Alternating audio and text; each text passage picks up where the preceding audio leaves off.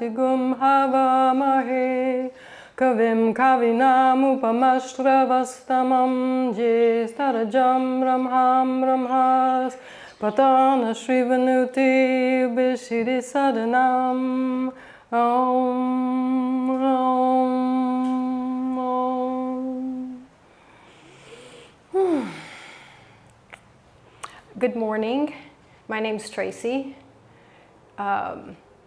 In yogic practice, and particularly in the type of yoga that I practice, one of the main goals is to be aware of and to accept the fact that we all have faults and failings, and that until we accept that, we're not able to make progress and move through our mental hang-ups, our mental inhibitions, or in yogic terms, our samskaras.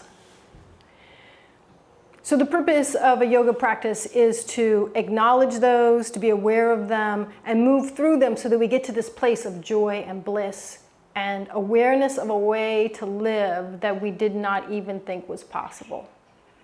So I'm going to put forward an idea today that we can do that as a society as well. That as a society, we need to acknowledge our faults and our failings, move through the more primitive responses to life, like anger, fear, hostility, jealousy. And then only once we've acknowledged and recognized those things can we move through our societal samskaras and get to that more blissful place, that more elevated way of living and approaching life. Right now I'm living on an island, the island of Oahu. And it's really easy to think of an island as to be just this one isolated thing surrounded by distance from other entities. But an island is really just the tip of a massive mountain that goes down to the seafloor. So through a yoga practice, I think we stop seeing ourselves as an isolated island and we become aware of an unbelievably massive foundation that we have access to. And that through accessing that, we feel the floor of the ocean and how we're connected to all the other islands. So that's what I'm looking for us to do today in our practice. And also for us to be as ambassadors for our society and holding that place as we move through the next few months towards the election. So we're going to tune in by chanting Om Namo Gurudev Namo. And we'll chant it on one breath. But before we get there, let's go ahead and rub our palms together. And we'll take a few exaggerated breaths where we breathe in deeper, stretch your belly out, and breathe out and make a sound, shrugging off all of the day-to-day distractions that would keep us from being fully engaged with what we're about to do. Let's do a couple more like that.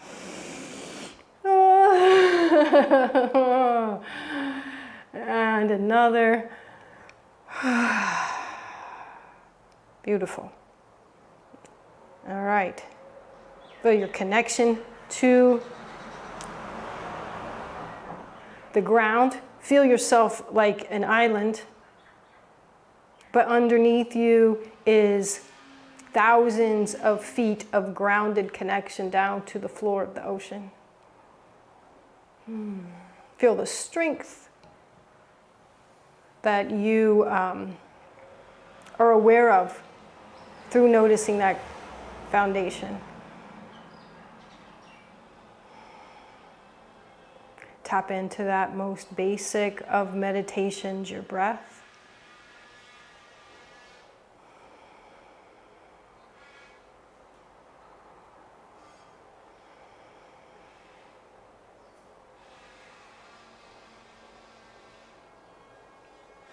And now we'll inhale together and chant. Om Namo Gurudev Namo.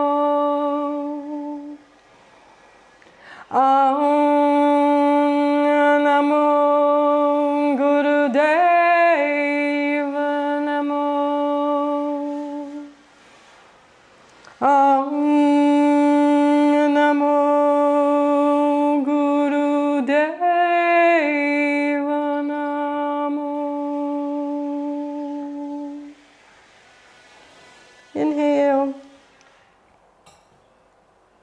relax your breath.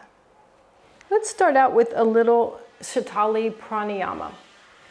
So this is a breath technique that cools your body down. Most people watching this are in Texas, and it's been over 100 for quite a while. So we need to cool down, but also this is a great technique. This one, and we'll look at two others later on in the practice that are able to kick us out of overheated emotions, especially anger.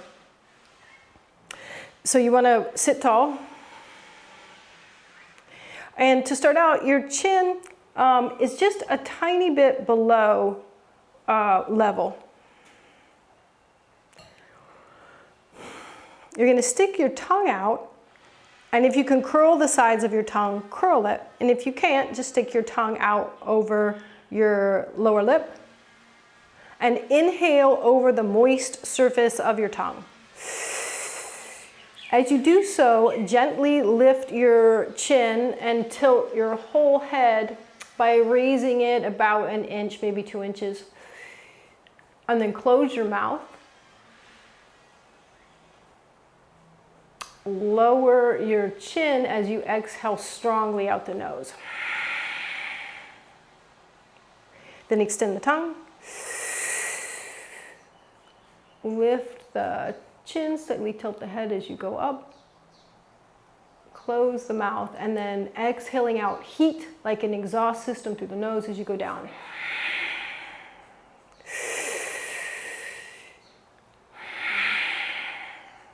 Keeping with that analogy of the island, you can think of this breath as air moving across water.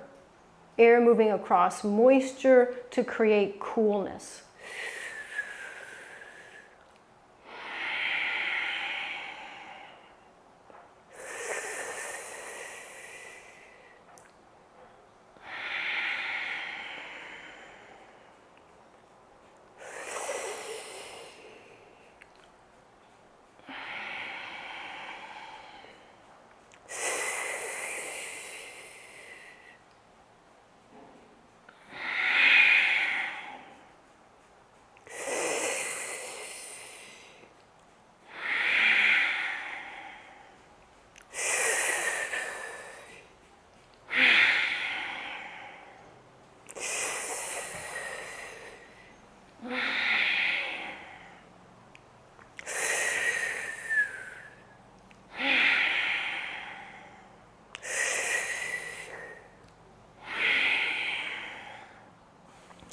Wonderful. Keep going. Notice the cooling down in your whole body. Notice you're getting a little extra oxygen. When you're exhaling and your mouth is closed, you can take your tongue into Kachari Mudra with the tongue all the way as far up and back as it will go. We'll be using that several times throughout class.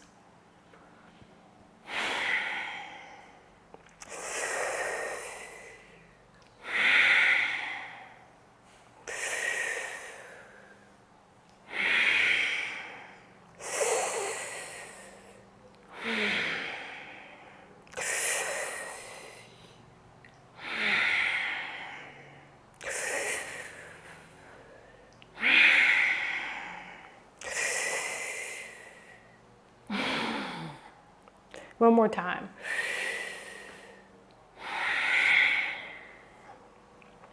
Go back to relaxed breathing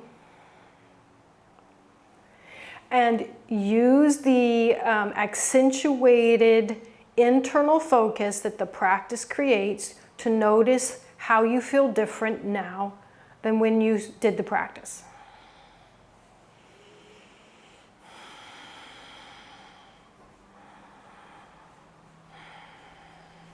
Good, we'll just do some really basic warm-ups of the spine and the hips to get ready for what's coming afterwards. If you like, slide your hands down to your shins, or you can slide them around your knees, and we will use the strength of the arms, the elbows pulling back to arch and stretch the front side of the body. The back of the body is contracting to help us stretch the front. Exhale, do the opposite. Use the front of the body contracting to help stretch the back. Inhale. Stretch the front, stretch the front. Exhale. Stretch the back. Inhale forward. Exhale back.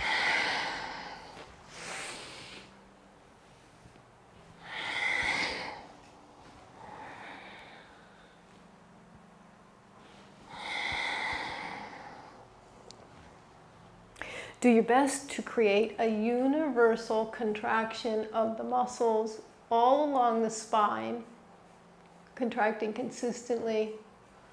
When you exhale, try and create a uniform contraction along the front of the spine.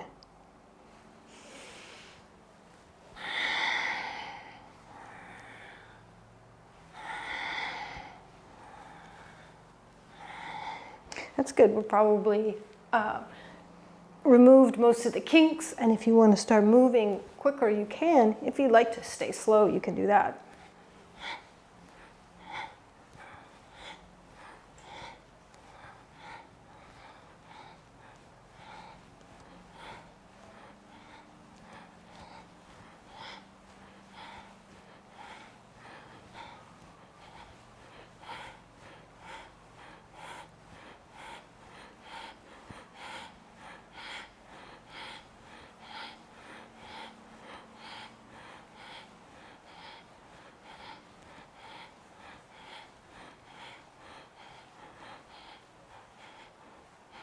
Great. Inhale, lengthen up.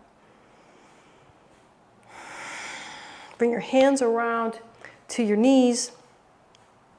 Think about your pelvis as a bowl, and they're going to tip your bowl back. Tip your bowl over to one side. Tip your bowl forward to the other side, back. Keep thinking about that tipping, and try and make the tipping smoother. Just like with spinal flex, start out as slowly as you can to make sure that you're moving evenly and consistently through the range of motion.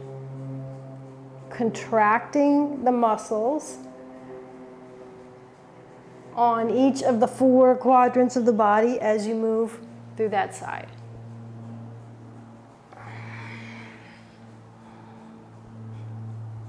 And then once you feel like you've got the kinks out, you can start to use your arms to move more fully and get the movement deeper into the hips as well. Notice that you could do this sitting in a chair.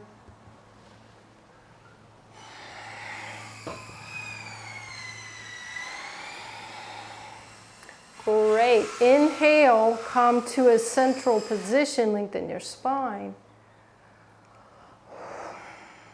Switch the position of your feet. Do the exact same thing, but we're going to move in the opposite direction. So tip over to one side, up, tip over to one side, and go. Go backwards, go to the other side, go forwards.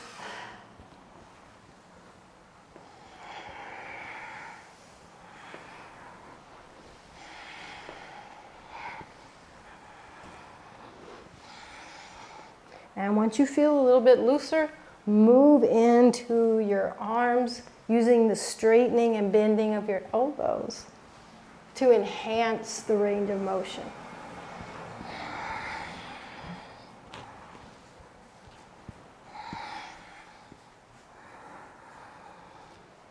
Great. Inhale to center.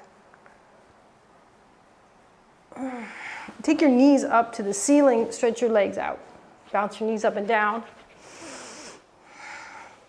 Bend both knees in and slide the soles of your feet touching and the knees out to the sides. So your position may start up here, which is A-okay. And then over time, you're going to work towards the soles of your feet being open towards the ceiling so that it's the pinky toe side of your feet that are touching. Hold on around the bottom of your feet or around your ankles and move your knees up and down.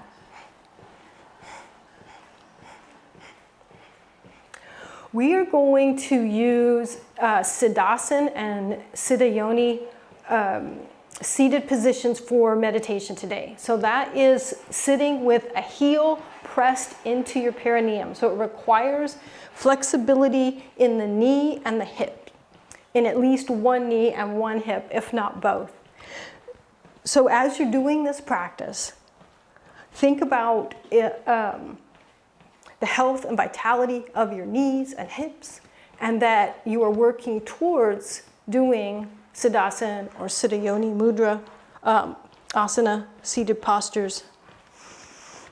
No matter what your age or health, have the concept be that you will eventually be able to do one of those seated postures.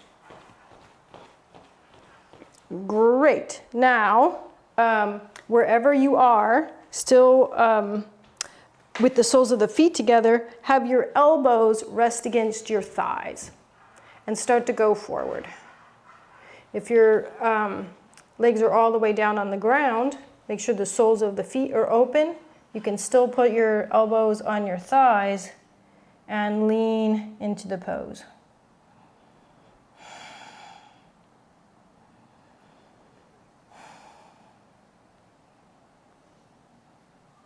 Great, soles of the feet together, come back up.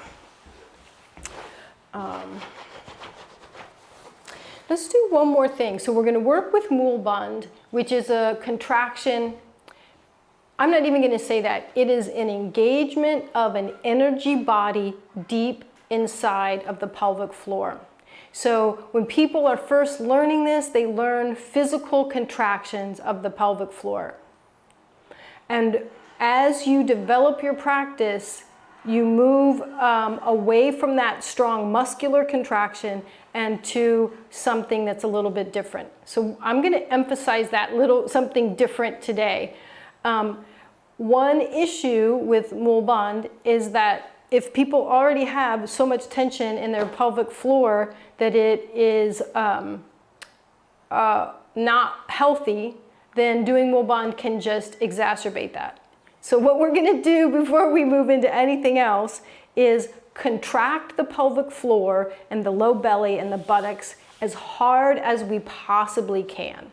So if you are offended by graphic descriptions, plug your ears for just a second. So squeeze everything in your pelvic floor. Imagine that you're in a public place and you're trying not to pee or poo. And contract everything as hard as you can. Squeeze, contract, contract, contract. Good, relax. So the idea here is that you contract so hard that when you relax muscles that you didn't know you were holding chronically. Okay, we're gonna do that 2 more times. All right, so use the fear of public humiliation to help you really move past your own issues. Inhale. Contract the muscles of the pelvic floor, contract the urinary tract, contract the buttocks, squeeze everything, hold it, hold it, hold it, squeeze. Relax more. Good, 3rd time, here we go.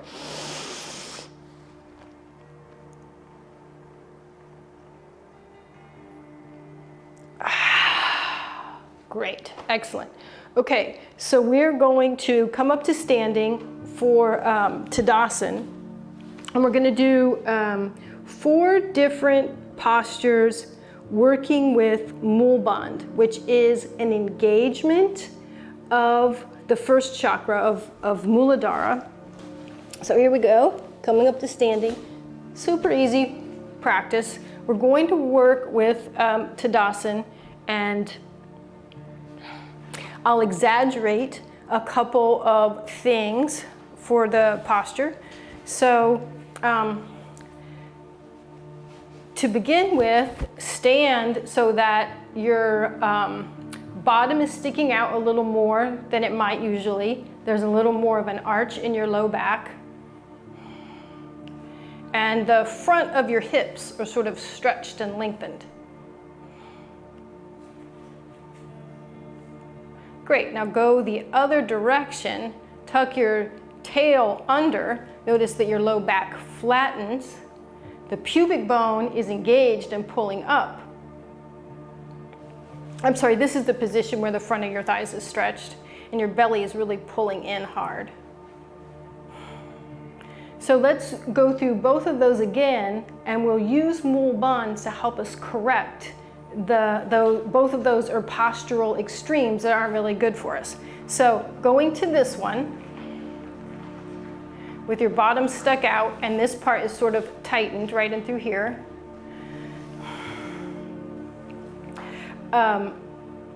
Pull your pubic bone up towards the ceiling. At the same time, if you're a woman, have a sense of where your cervix is, and your cervix is raising up towards the ceiling. If you're a man, have an idea about where your prostate is, and your prostate is raising up towards the ceiling. The arch in your low back is going to flatten a little bit.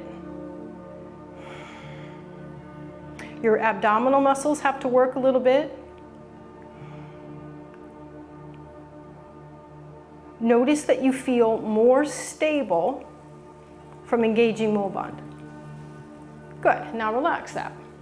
Let's go from the other position. So with the tailbone tucked under, we're going to keep that engagement of the pubic bone because that helps us lift up, but then start to lengthen through the sides of your waist. Notice that your sits bones are gonna separate a little bit, and then find that prostate cervix spot deep in your body and feel like it's going up.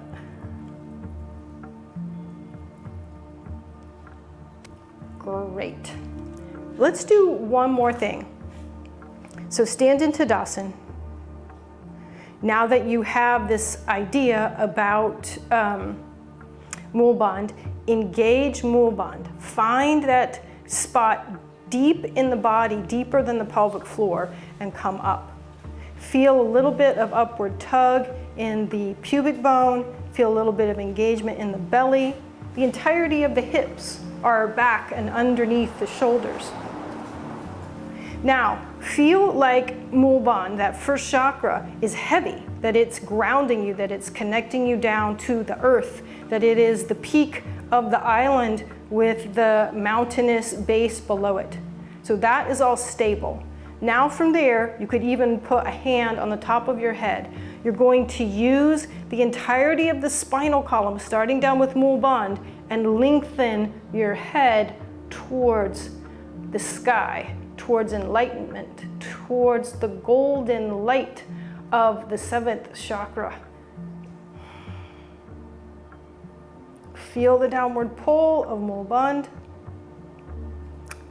It's engaged and going up, but there's a heaviness, there's a substance, there's a grounding from it. And from that grounded base, keep lifting up through your whole spine. If you like, you can also take your eyes and gaze up like you're trying to see that golden light above the top of your head. Great. Relax. Okay, another great pose for getting the hang of Mooladhara is down dog. So if you're not able to put your head down, you can just put your hands against the wall. But if your hands are against the wall, make yourself in an L shape, like that.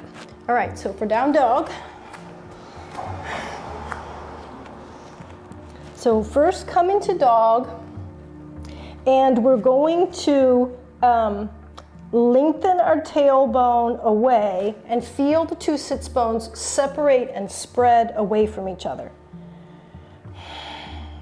Feel length through the entirety of your spine, and like the top of your head is reaching towards the floor. And notice that this position of the hips was like when we were in Tadasana with our bottom sticking out. Now shift your dog so that you've tucked your tailbone under. Your spine is a little bit rounded and you're gazing towards your knees.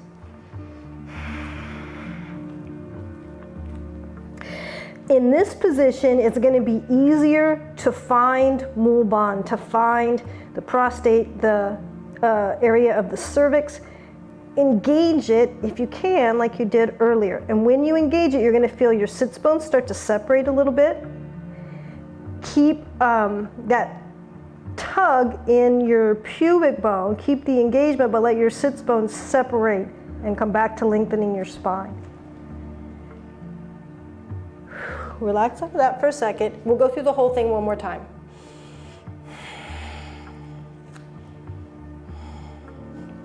So good old normal down dog.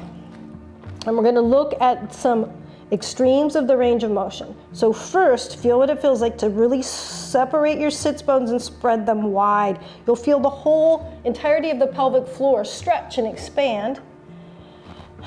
Your spine will be a little bit arched, and you want to feel like your spine is lengthening, top of the head towards the floor. And in this position, Moolband is not engaged. Now let's do the opposite. Tuck your tailbone under hard. Feel your pubic bone engaging around your spine. Your eyes are looking more towards your knees. It should be a little bit easier now to lift up on the cervix, lift up on the prostate, pull it in deeper into your body. Keep that pull. Feel the light upward tug on the pubic bone. Let that stay there, but then start to separate your sits bones about halfway from where they were before. Start to create that length in your spine. So engage Moolband and feel that as a strong, stable base from which you lengthen the rest of your spine. Oh, good. And then bend the knees and come down to the floor.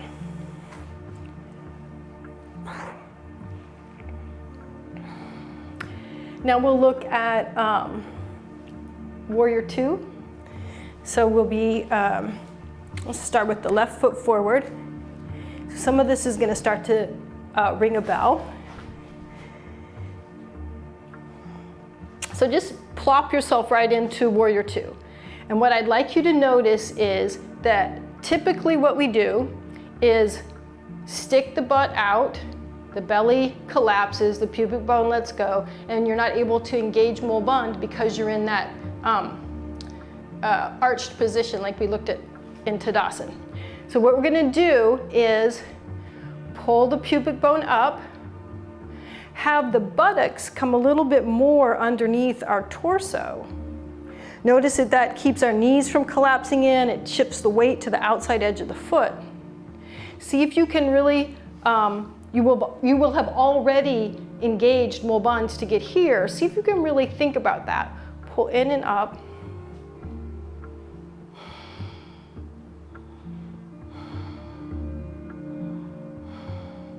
Make the sides of your waist super long, make your sternum long. Now, just like we did in Tadasana, feel like even though the engagement of Moolband is an upward lift, feel as though that engagement makes you strong and more stable and heavier. Feel that heavy base, and then from that, lift up every segment of your spine, trying to reach your head up to enlightenment. If you want to do a little breath of fire here, you can.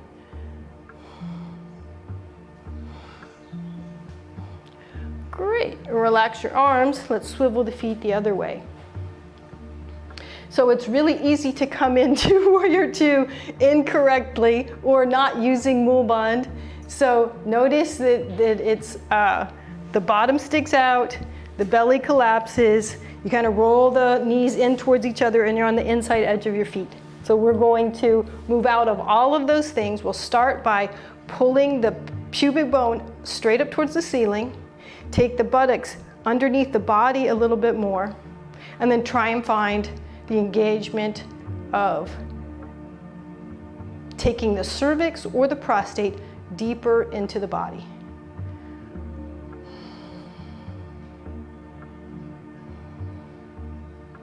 Once you're there, maybe you notice that you feel more stable. Maybe you notice that your feet are able to engage the floor in a different way. They have a different relationship to the ground.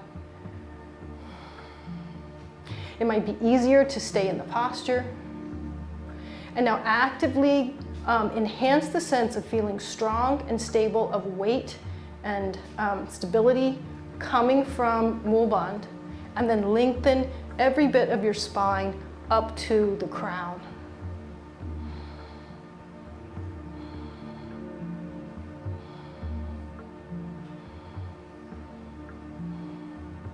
Good. Straighten the legs, relax the arms, bring your feet together. We'll just do one more.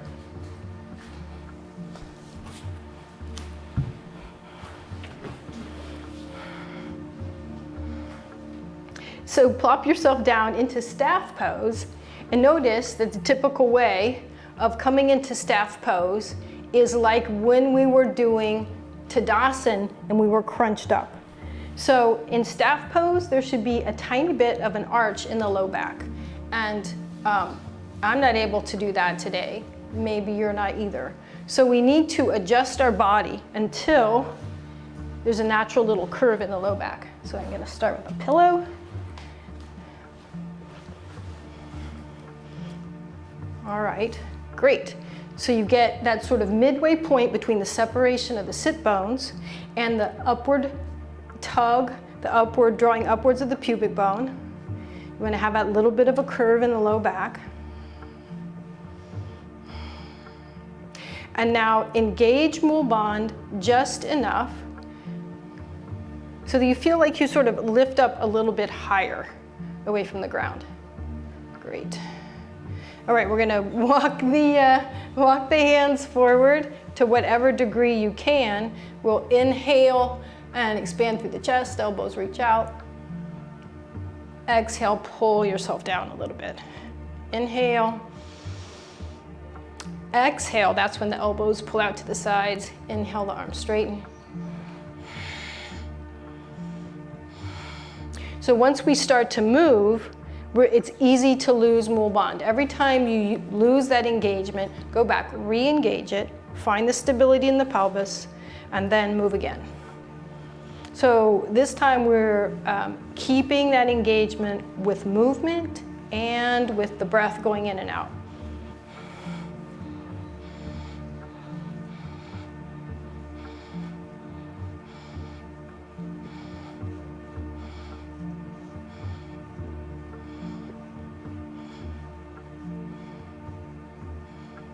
Great, come up. Let's do a little bit more to get ready for meditation. And that's gonna be taking the left heel into your body, cross it over the other leg, scoop your arms underneath it, and move the leg as close to your body as you can.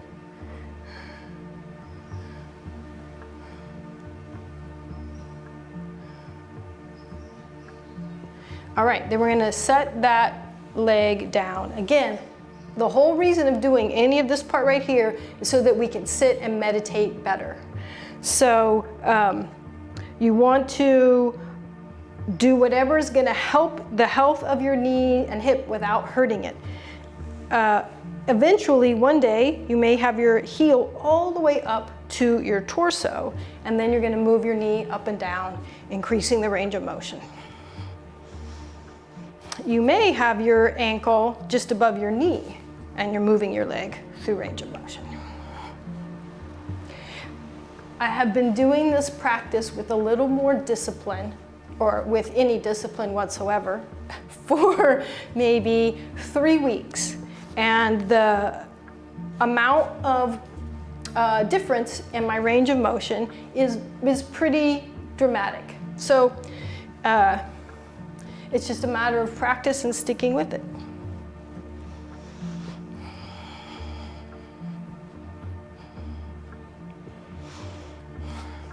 And then in whichever version you're in, go back to making sure that you're engaging Mul Bandh, and you're gonna take yourself a little bit forward. So just like we did a moment ago. So if it's not good for you to have your foot on top of your thigh, just put your foot as close to your body as you can. Keep Mul Bandh engaged and move forward and stretch. If you've got your foot up on your thigh, you can take the other arm behind, the same arm behind your back. Pull your foot deeper into your body.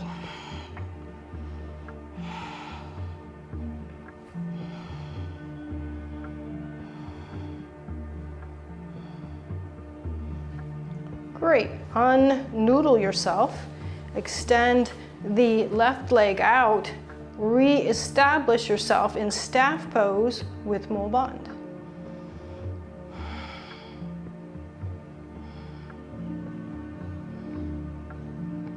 Feel like you're weighted down at the first chakra, and that every part of your spine is moving the crown of your head upwards.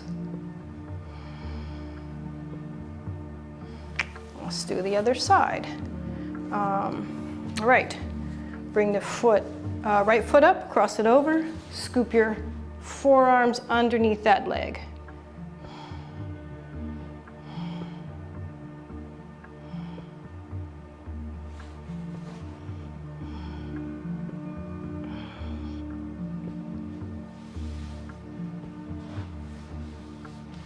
Great, and then set it down wherever your spot is, your edge of increasing mobility is, and work with the knee. You may have a dramatic difference from one side, one leg to the other and its range of motion.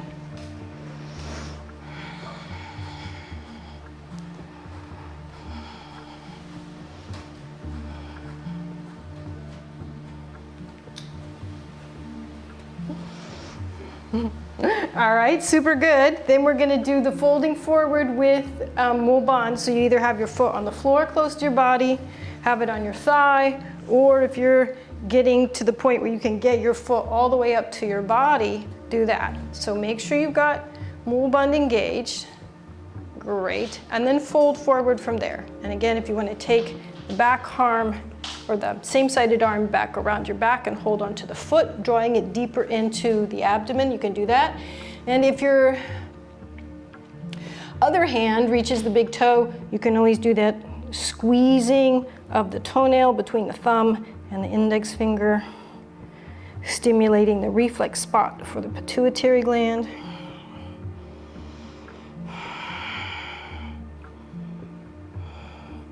Good. And then unpretzel yourself, come down onto your back. We're going to use that same technique, a brief Shavasana, but we use the same technique of engagement and relaxation to disengage chronic tension. And usually this is tension we may not even be aware of. So get down onto your back.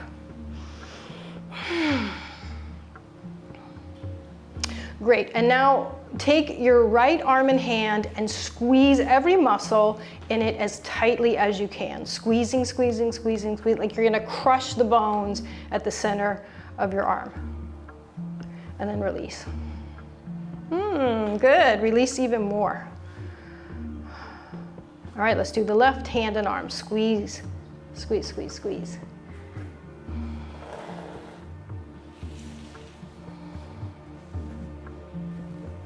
And relax. Right leg and foot, maybe the right buttock, groin, squeezing, compressing, crushing. Full engagement and then relax. Deepest relaxation possible. Left foot and leg. Squeeze, squeeze, squeeze, squeeze. Left buttock. Good, just squeeze, and then relax. All right, now we're going to do pelvis, pelvic floor, buttocks, abdomen, chest. Squeeze, squeeze, squeeze, squeeze, squeeze. I'm squishing you, I'm squishing. Good, relax. Okay, back of your torso. So squeeze all the muscles of your spine, shoulder blades squeezing together. You might find yourself lifting about off the ground a little bit. Oh, good. All right, now we'll do the top of the shoulders, the neck, the throat, the face, and the head all together. Squeezing, squishing, squeeze, squeeze, squeeze, squeeze, squeeze. Squeeze, squeeze, squeeze your throat. Ah, good. Now just relax for a few breaths. Let yourself puddle out on the floor.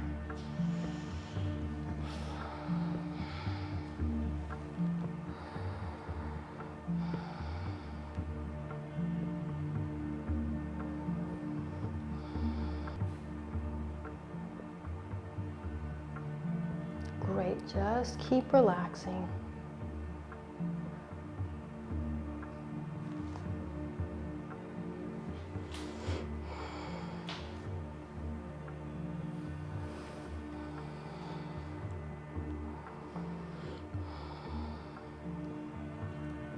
As I said before, with yoga, we accept the concept that we have to pass through our mental conflicts and the unhappiness associated with those before we can see the rainbow on the other side. And I feel like that is what we are able to do on behalf of our society as well.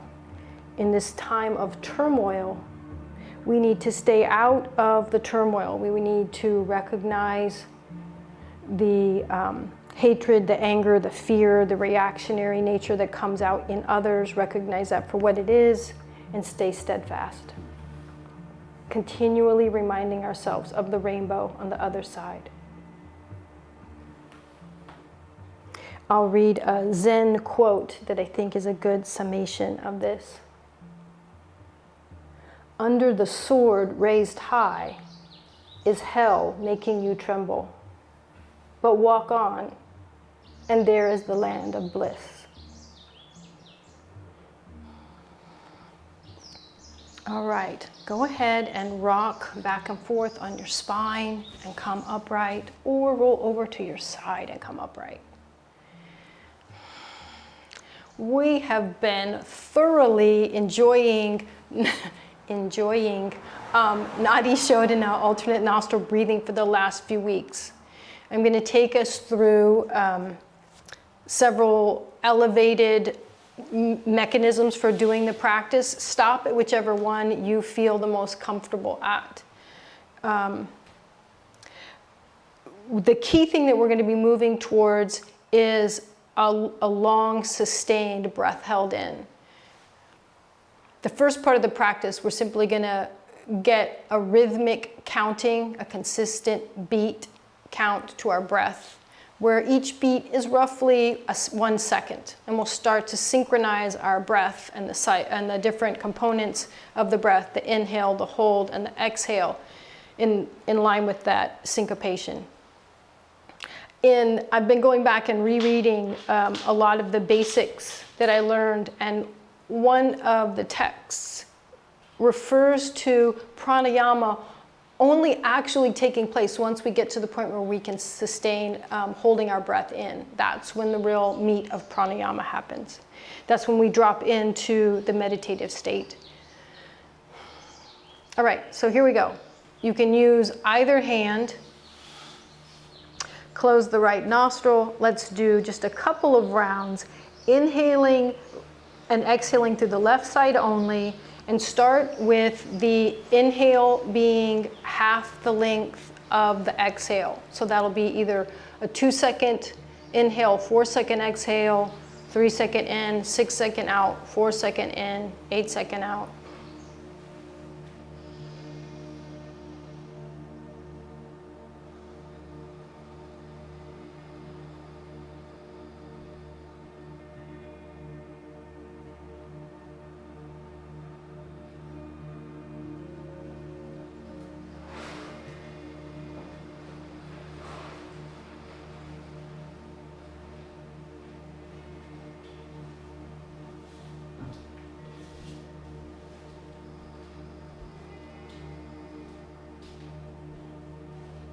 Good. Finish up after the next exhale on that side, and we'll switch and go in and out of the right side only.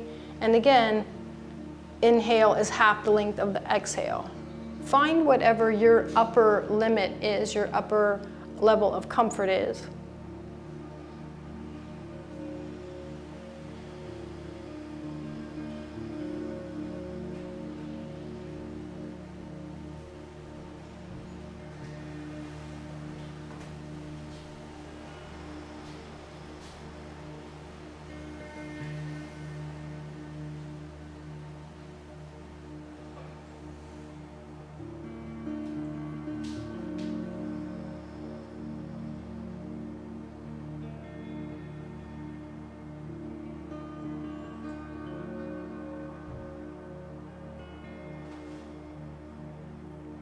Good, and after the next exhale, we'll move to the actual alternating of the breath. Index finger and middle finger rest at the third eye trigger spot, the brow spot in the center of the forehead. And we'll start with that same ratio, breathing in, being half the length as the exhale. Inhale through the left to start, and exhale out the right.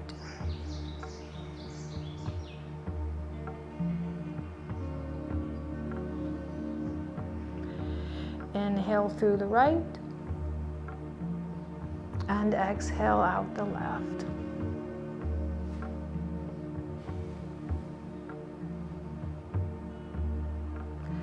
Inhale left.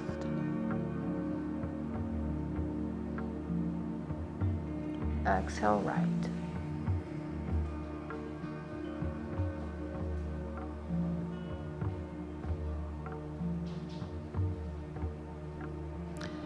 Inhale right.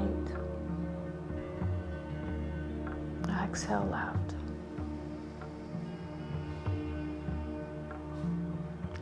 Great. Keep going like that for a few more breaths. Remind yourself, what is the purpose of doing this practice? Is it to get the longest possible breath and create more tension? No, it's to be able to find the longest sustainable balance, so that with each breath you create more and more ease in your physical body. We want to create more ease in the breath and the physical body, so that that is the same impact that we have on the mind. As if we create tension and aggravation in the breathing, that's going to do the same thing to our mental state. So use this. Keep the idea in mind that you're trying to enhance ease on every breath. Keeping that in mind, we're going to move to now holding the breath after the inhale. Have it be the same length of time as your inhale. So that might be 4 seconds in, 4 seconds hold, 8 seconds out.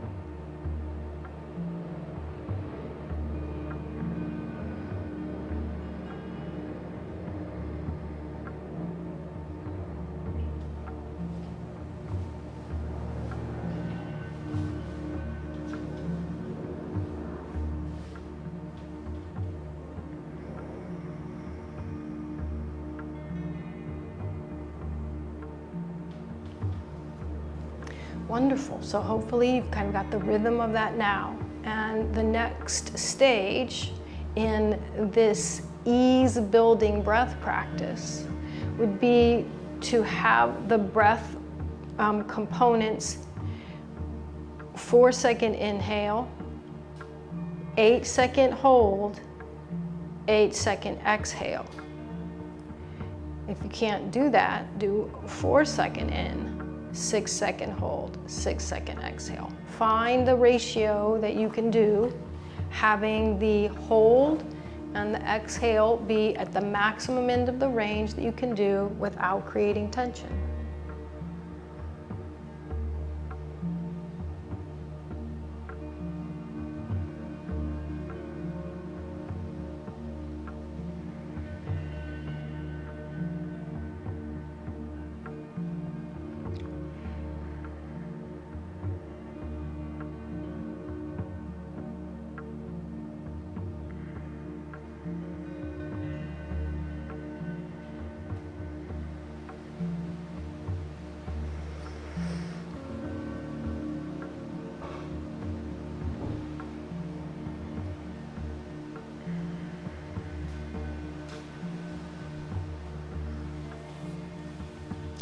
Wonderful.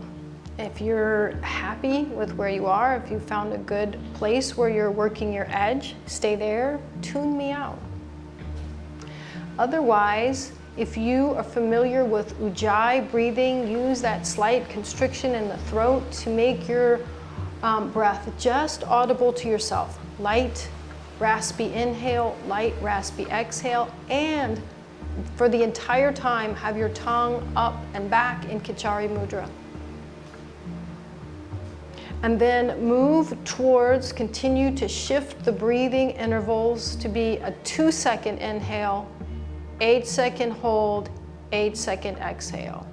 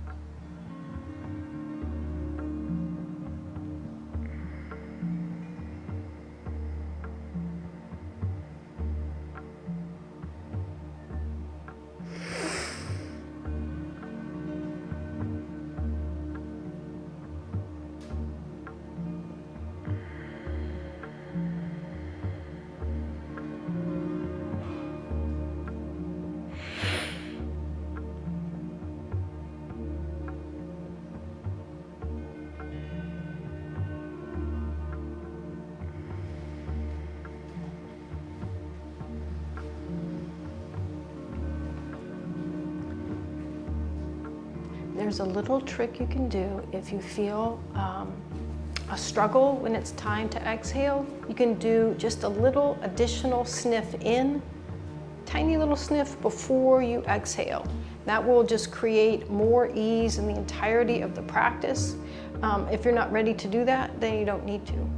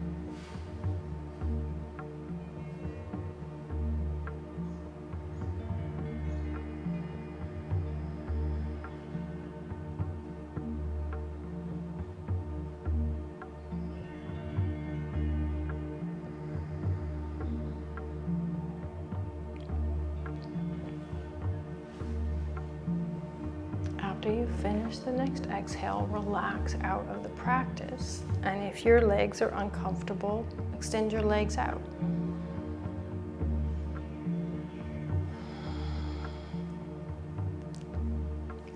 All right, the next two things that we're gonna do are the other two things I said that will very quickly drop you out of anger or any other negative, intense feeling. One is one that if you've done Kundalini Yoga at all, you may have thought you've been practicing it a lot for many years. But if we go back to the basics of doing nose tip gazing, Aguchari Mudra, then it's very intense, and really we can probably only do it for a few seconds at a time.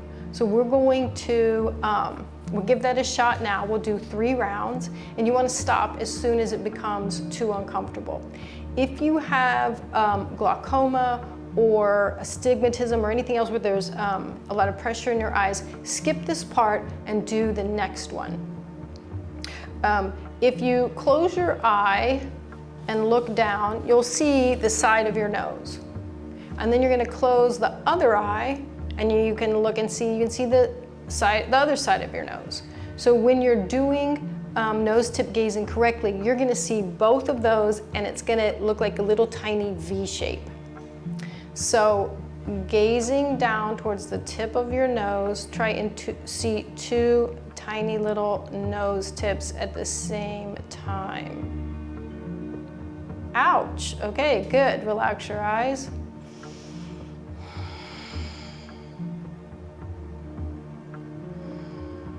We'll do 2 more rounds. If that was enough for you, don't do any more rounds.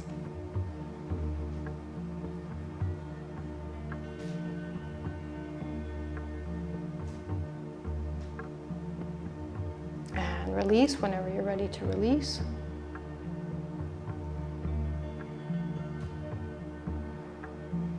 And if you'd like to do a 3rd round, go ahead and engage and do a 3rd round. If this has been just completely elusive for you, go ahead and put a fingertip out directly in front of your nose and draw it in until you can see 2 little fingertips, and gaze at the 2 fingertips.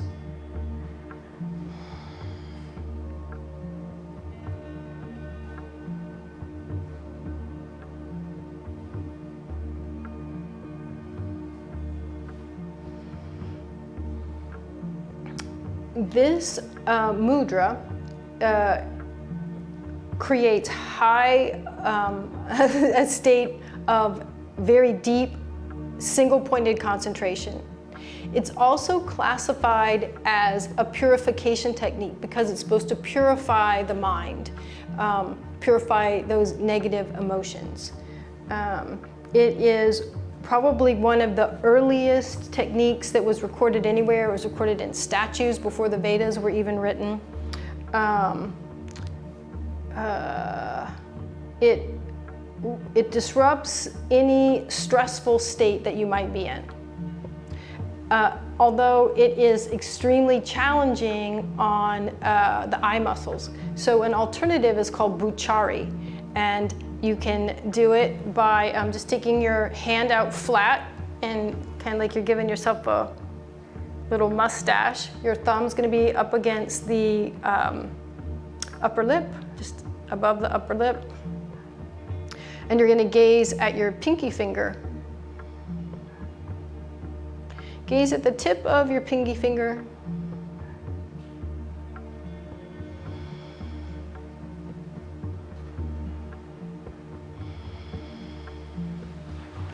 Notice that the focus might be a little bit blurry.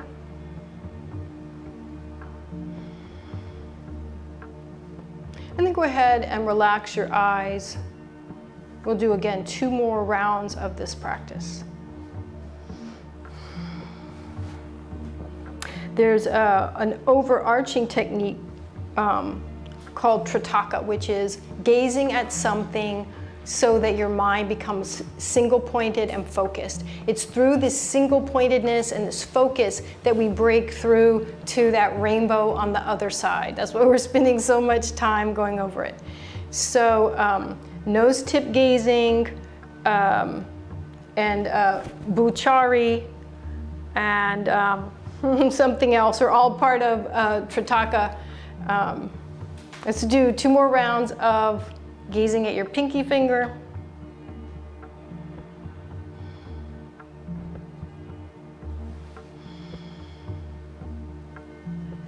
Allowing the practice to sharpen your ability to concentrate. Help you to develop that sort of soft, broadened focus where eventually you won't see anything. Or you won't have awareness of anything. Shoot for that as you're gazing towards the pinky finger. Good, and then relax.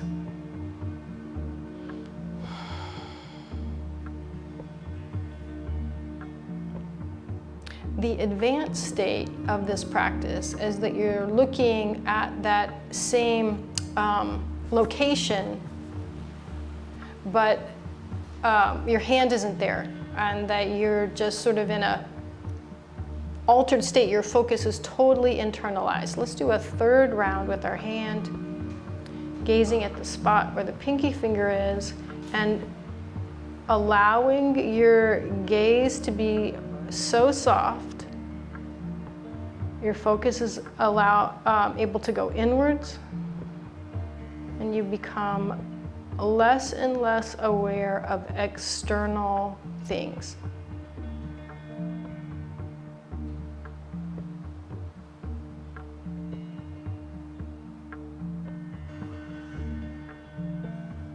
Great, and then relax your hand down.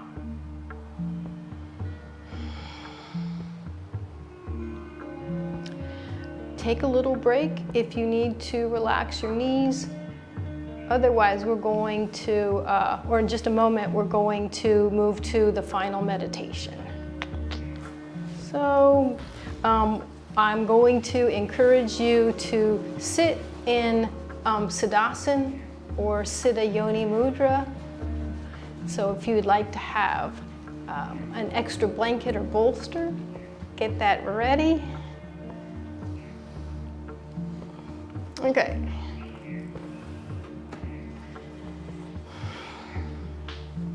Take either heel, whichever knee is cooperating with you the most today, and bring it all the way in to the base of your body, just in front of your rectum. And then you're going to let your body weight rest down onto that spot. We're actively putting pressure on Mooladhara. So remember how all the corrections we made to set ourselves up so that we were able to find and engage Moolband? Do that. So you need to have a little bit of an arch in the low back, and there needs to be an ability to tug upwards at the pubic bone, lengthening along the sides of the body, lifting through the sternum. You can have the leg that's not engaged out straight, or bring it into your body.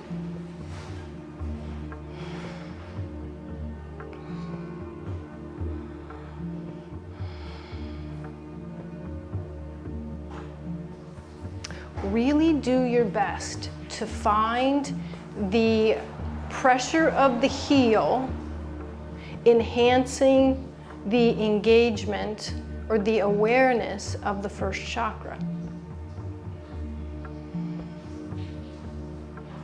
Good. Feel that you are solid and grounded by that awareness of the first chakra.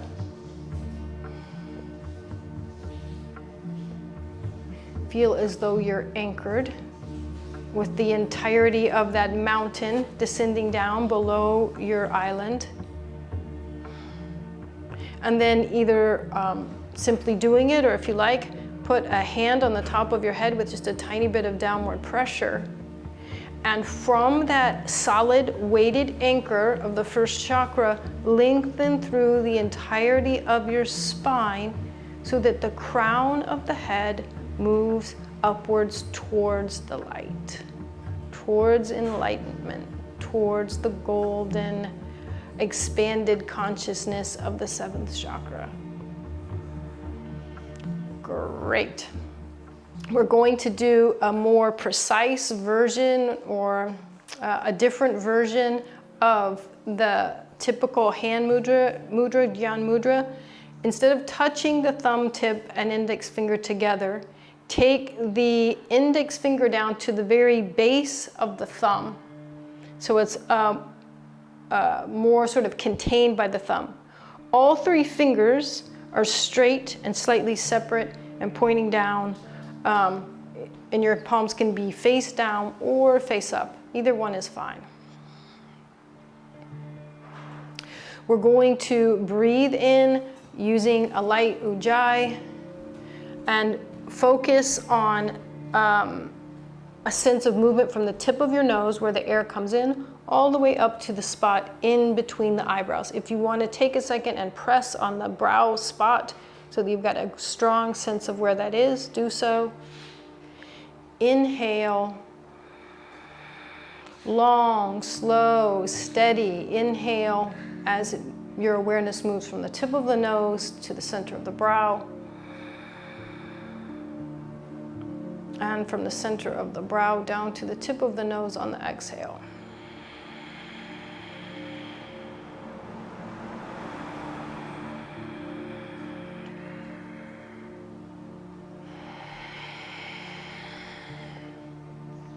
If you know Ujjayi, if you know Kichari Mudra, use both of those throughout.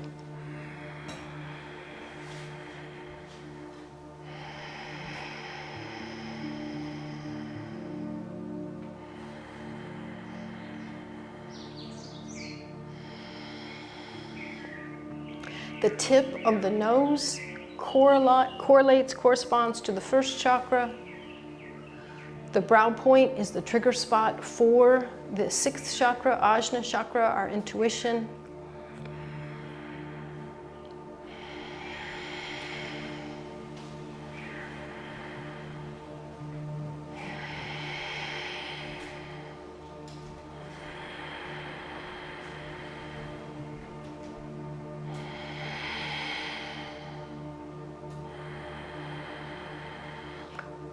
Use the increased ability to concentrate and focus that we developed with the previous practice. Keep totally focused for just one more minute.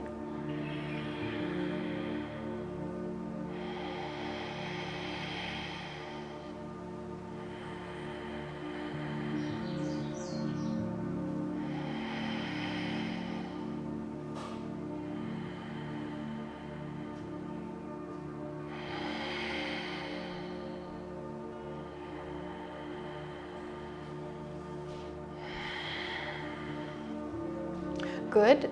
Drop out of the practice. Notice if you feel different.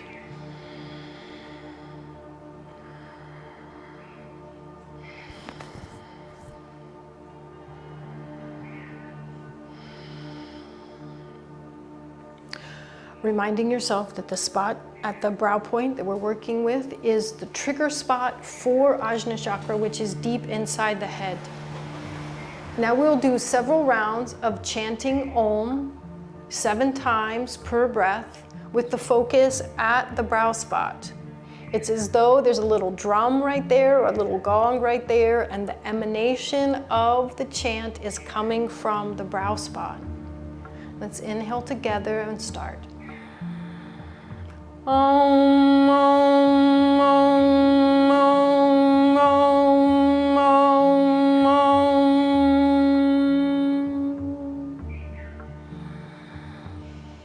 Om, Om, Om, Om, Om, Om, Om.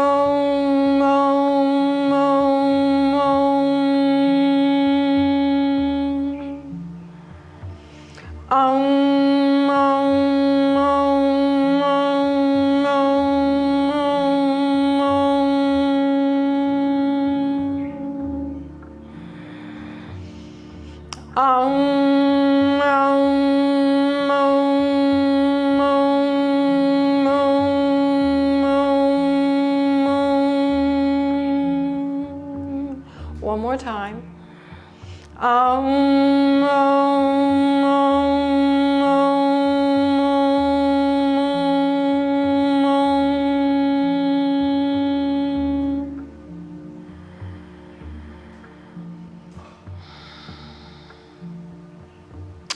Now imagine a tiny little tube that opens at the brow point where you were just chanting, vibrating.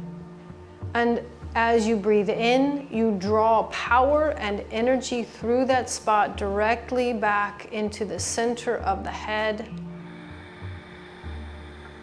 to a spot that's in line with the top of your ears. When you exhale, the energy moves back out through that same little channel.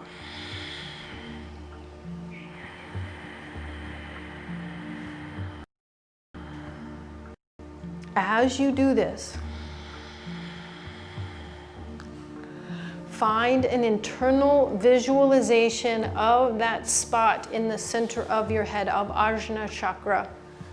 It might be a flame of light.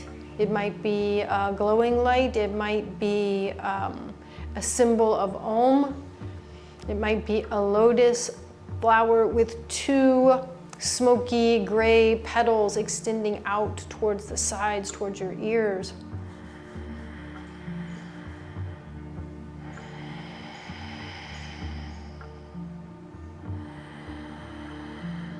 I see a star shape. Whatever shape comes up for you, just keep using that same shape. Keep trying to hang onto it. Pull the power and energy in. Move the power and energy out.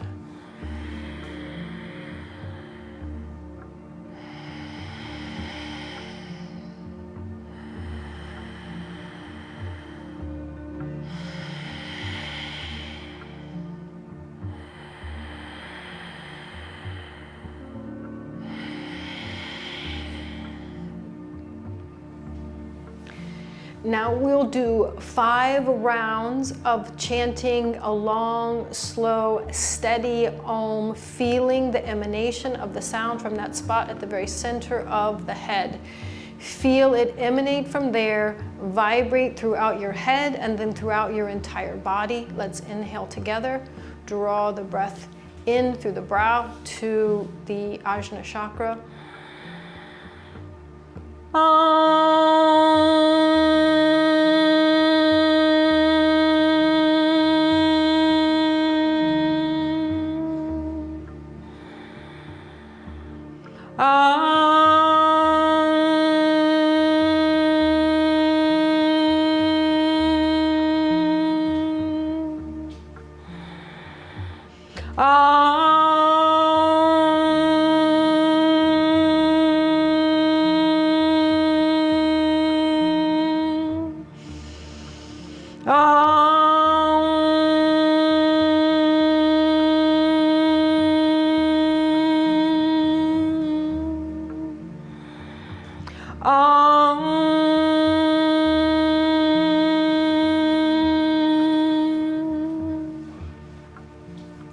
Do that 2 more times, silently radiating out Om from within your own Ajna chakra.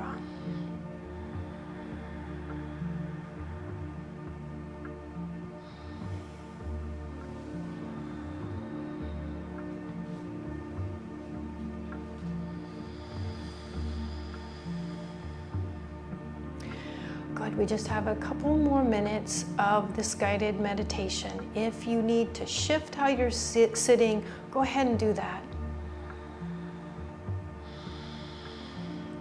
We're going to work with 2 further visualizations.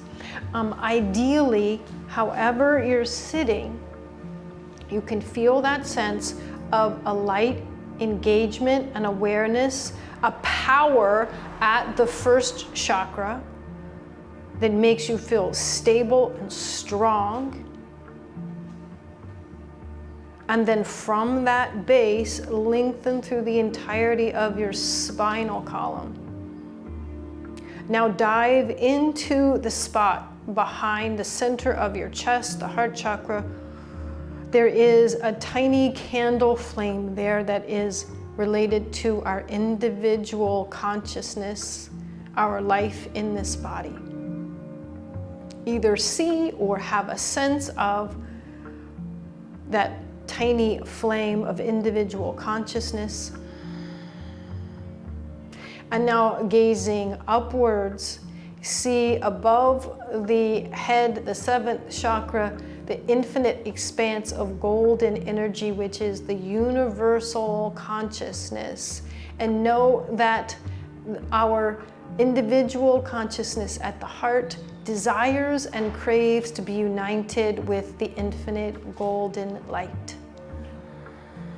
Experience both of those, either visualize or have a sense of both of those.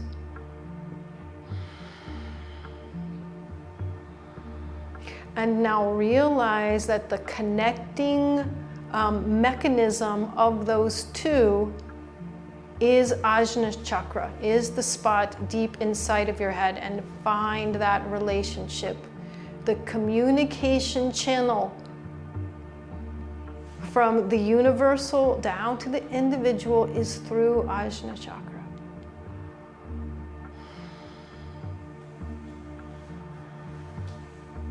Hold that, have a sense of that for just a few more breaths. Now let the eyes relax.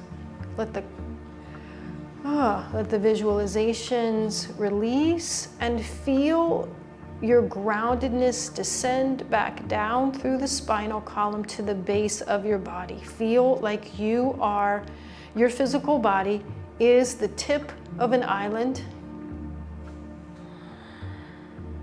And now feel the connection of that island down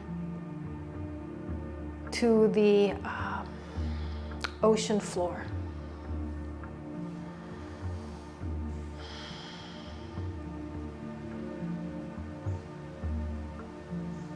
Feel the absolutely infinite strength and stability, the unflappability that you have in that groundedness. Know the universal bliss that you have also been able to access. And now, last but not least, feel how we are all connected through the seabed floor to each other. Feel that connection. Bring your hands together in prayer pose, and we'll chant Satnam one time to close out.